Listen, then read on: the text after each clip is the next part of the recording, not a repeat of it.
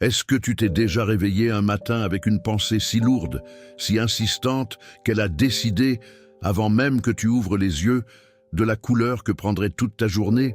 Est-ce que tu as déjà remarqué que certaines pensées reviennent sans cesse, comme des visiteurs qui ne demandent jamais la permission d'entrer, qui s'installent dans ton esprit, posent leurs valises et finissent par diriger tes choix, tes paroles, tes relations, sans que tu aies jamais vraiment accepté de leur donner ce pouvoir? Si tu es honnête avec toi-même, tu sais de quoi je parle. Tu sais qu'il y a des pensées de peur qui te disent que tu ne réussiras jamais, des pensées de honte qui te répètent que tu ne mérites pas d'être aimé, des pensées de rejet qui te chuchotent que tu seras toujours seul, des pensées de doute qui remettent en question chaque promesse que Dieu a pourtant déjà confirmée dans ta vie. Et aujourd'hui, je veux te poser une question simple mais essentielle. Qui a dit à ces pensées qu'elles avaient le droit de conduire ta vie? Parce que la vérité, c'est que Dieu, lui, ne les a jamais autorisées à prendre le volant.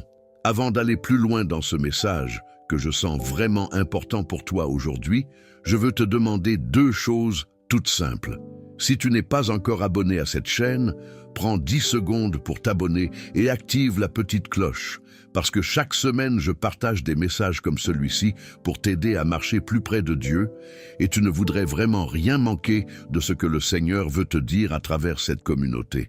Et pendant que tu regardes cette vidéo, si à un moment donné, une phrase, un verset, une image te touche particulièrement, écris-le en commentaire, parce que je lis chacun de vos messages, et cela m'aide à savoir ce qui parle réellement à votre cœur.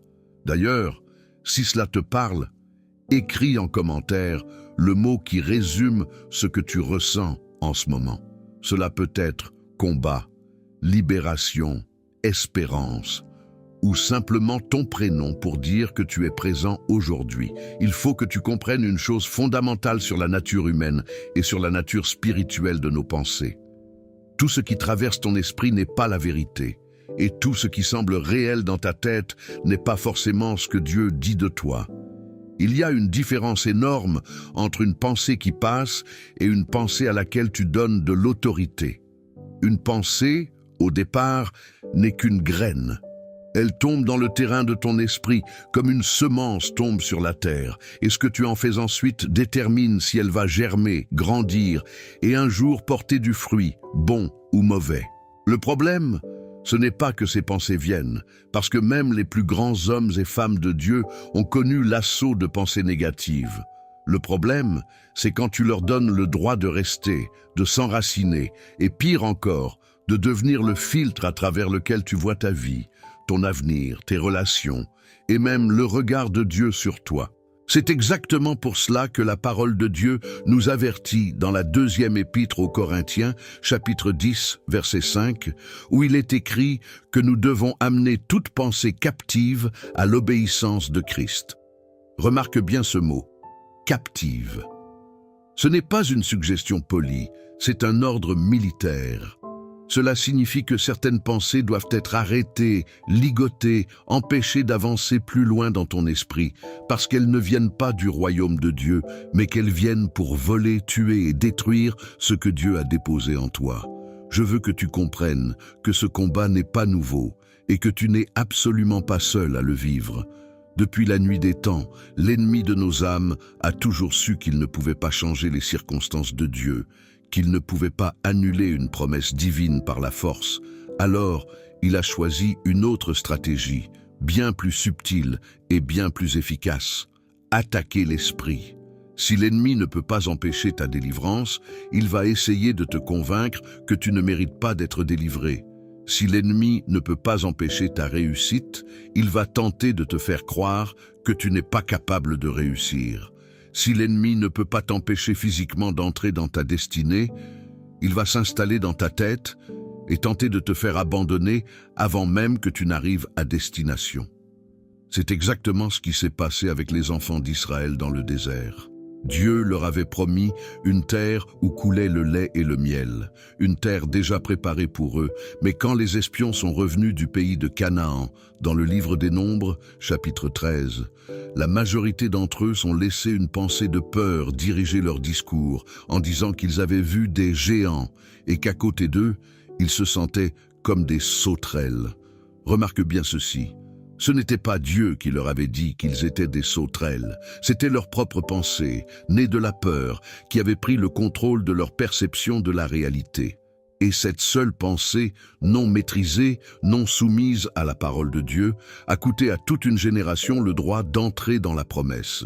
Une génération entière est morte dans le désert, non pas à cause d'un manque de puissance de Dieu, mais à cause d'une pensée qu'ils ont laissé guider leur vie au lieu de la soumettre à la fidélité du Seigneur. Peut-être que tu te reconnais dans cette histoire aujourd'hui. Peut-être que Dieu t'a fait une promesse.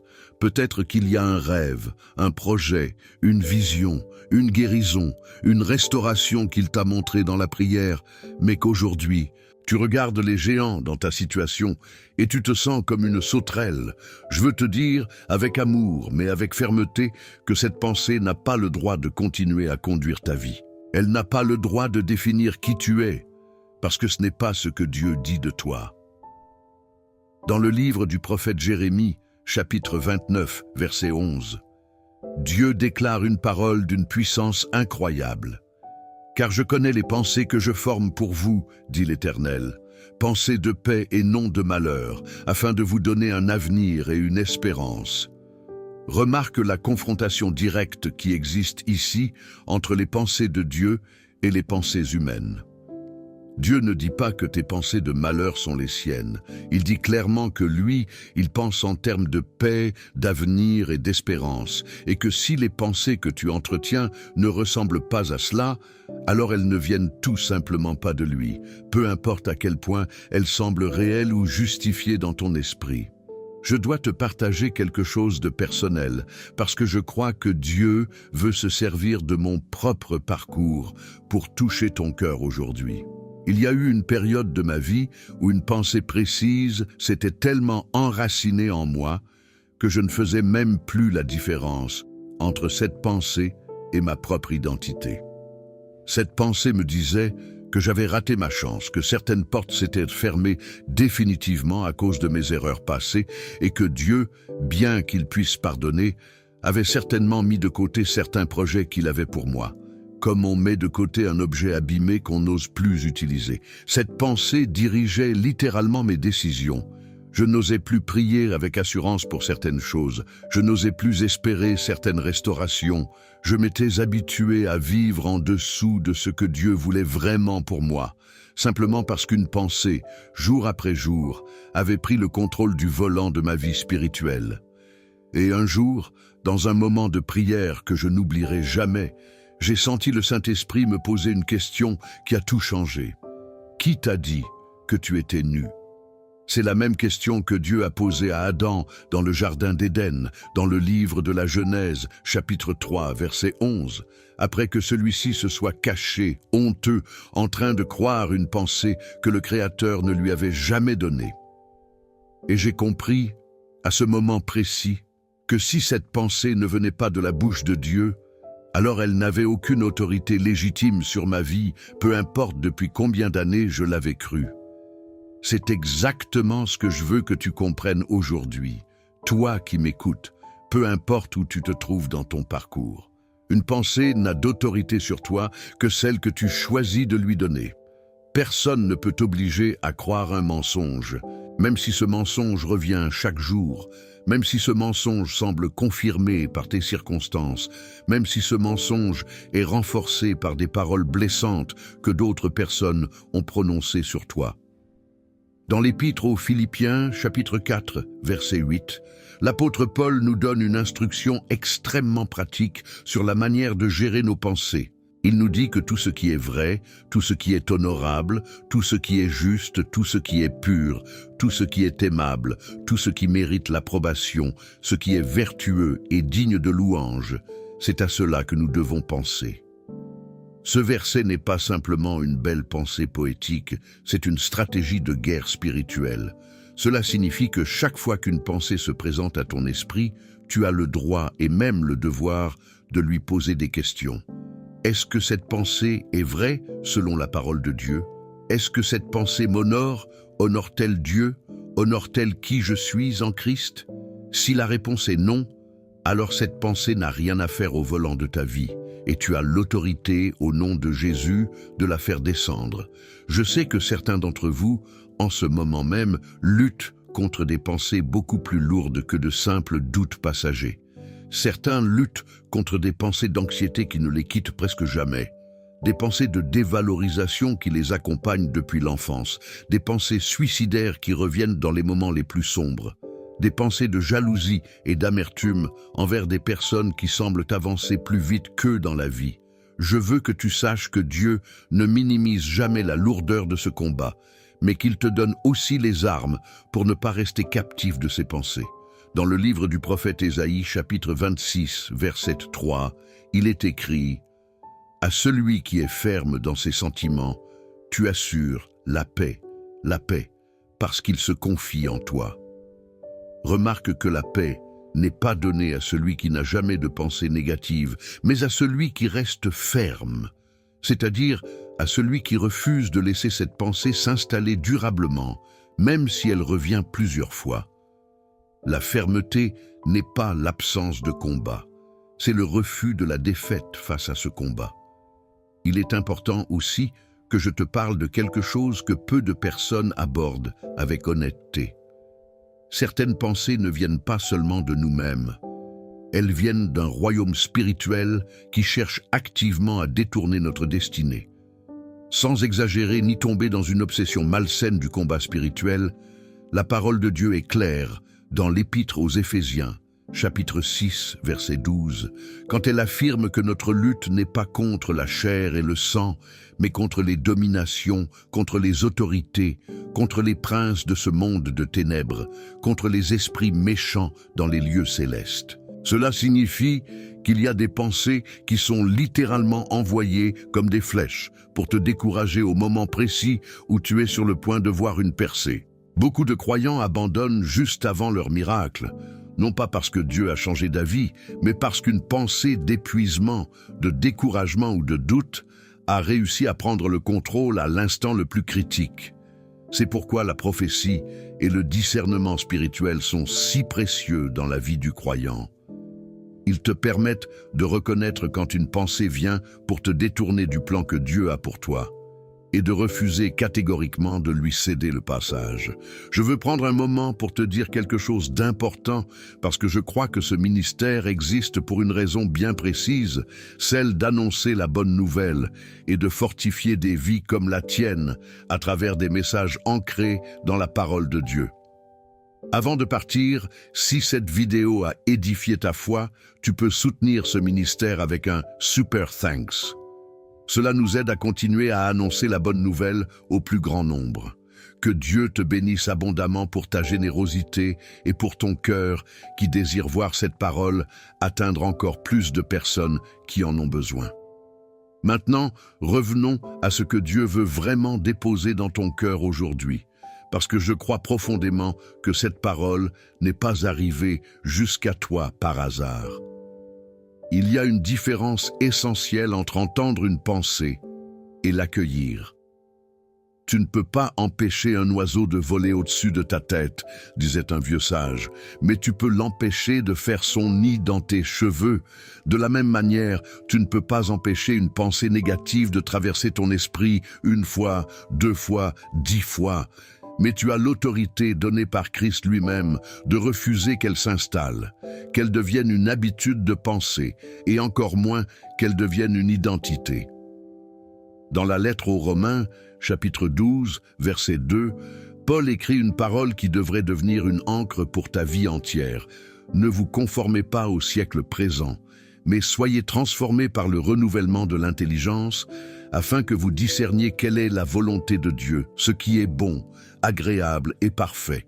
Ce verset nous montre clairement que la transformation véritable, celle qui change réellement une vie, commence toujours dans l'intelligence, dans la manière de penser.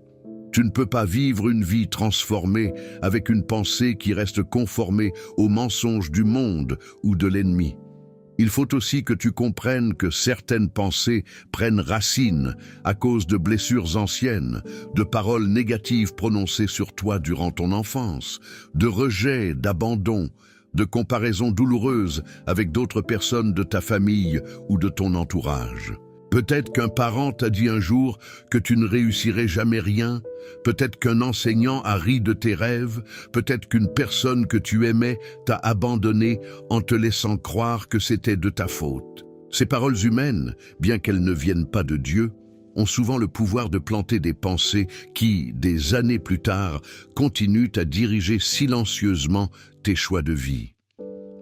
Mais je veux te rappeler une vérité magnifique tirée du livre du prophète Ésaïe, chapitre 54, verset 17. « Aucune arme forgée contre toi ne réussira, et toute langue qui s'élèvera en justice contre toi, tu la condamneras. » C'est ton héritage en tant que serviteur de l'Éternel, et ta justice, elle vient de moi, dit l'Éternel. Ce verset ne parle pas seulement d'attaques extérieures, il parle aussi de toutes les paroles, toutes les pensées, toutes les accusations qui ont voulu, un jour ou l'autre, définir qui tu es en dehors de la vérité de Dieu. Je crois que Dieu veut te dire aujourd'hui, à travers cette parole, qu'il est temps de faire un tri sérieux dans ton esprit. Il est temps de te demander honnêtement, quelle pensée est-ce que je laisse actuellement diriger mes décisions, mes relations, ma prière, ma vision de l'avenir? Est-ce que je laisse une pensée de rejet m'empêcher de m'engager pleinement dans une relation saine? Est-ce que je laisse une pensée d'échec passer m'empêcher de démarrer ce projet que Dieu a mis dans mon cœur depuis des années? Est-ce que je laisse une pensée de jalousie envers la réussite d'un frère ou d'une sœur en Christ m'empêcher de me réjouir sincèrement et de recevoir ma propre bénédiction en son temps? Ces questions ne sont pas posées pour te culpabiliser, mais pour t'aider à reprendre l'autorité que Dieu t'a donnée sur ta propre vie intérieure. Parce que la vérité biblique est claire, Dieu ne force jamais personne à penser correctement. Il te donne les outils, la parole, l'esprit, la communauté, la prière, mais c'est toi qui dois choisir chaque jour, parfois chaque heure, de refuser certaines pensées et d'en accueillir d'autres. Il y a une image que j'aime beaucoup utiliser pour illustrer cette réalité spirituelle. C'est celle du jardinier. Ton esprit est comme un jardin, et les pensées sont comme des graines qui tombent dedans, portées par le vent des circonstances, des paroles entendues, des souvenirs, des images.